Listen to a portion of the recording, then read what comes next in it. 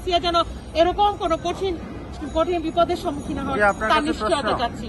আপনার কাছে একটা জিজ্ঞাসা যে আপনারা যে চাচ্ছেন দর্শকদের সর্বোচ্চ শাস্তি, বাংলাদেশে এই প্রচলিত আইনে এটা কি আসলে সম্ভব, বা আপনারা এর চূড়ান্ত কি চান? অবশ্যই সম্ভব। আমরা যদি আমাদের আইনের প্রতি শ্রদ্ধাশীল হই এবং আইনকে যদি আমরা সঠিকভাবে কার্যকর করতে চাই, আমাদের যদি সদিচ্ছা থাকে, অবশ্যই এটা সম্ভব। এবং আমরা চাই ধর্ষকের চূড়ান্ত শাস্তি মৃত্যুদণ্ড, এবং এটা ওপেন একদম ওপেন, একটা শাস্তি অন্তত ওপেন দেখাতে হবে আমাদেরকে যে আমরা শাস্তি দিচ্ছি।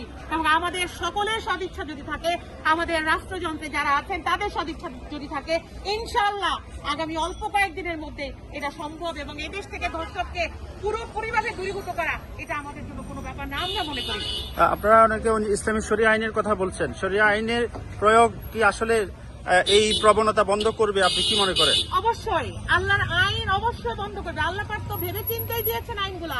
আল্লাহ পাক মানুষের যা কল্যাণ, যেটা করলে সবকিছু থেকে আমরা কল্যাণে থাকবো, আমরা ভালো থাকবো, সেই আইনটাই আল্লাহ পাক কোরআনে দিয়েছেন। এবং এই আইনের প্রয়োগ যদি আমরা করতে পারি, সর্বস্তরে চালু করতে পারি, মানে এর বিরুদ্ধে আর কোনো কিছু থাকবে না পৃথিবীতে, কোনো অপকর্ম, কোনো অন্যায় কিছু থাকবে না। এবং সেই আইনের বলবৎ যদি করতে পারি আমরা, ইনশাআল্লাহ আমরা সে সোনার যুগে ফিরে যাবো ইনশাআল্লাহ।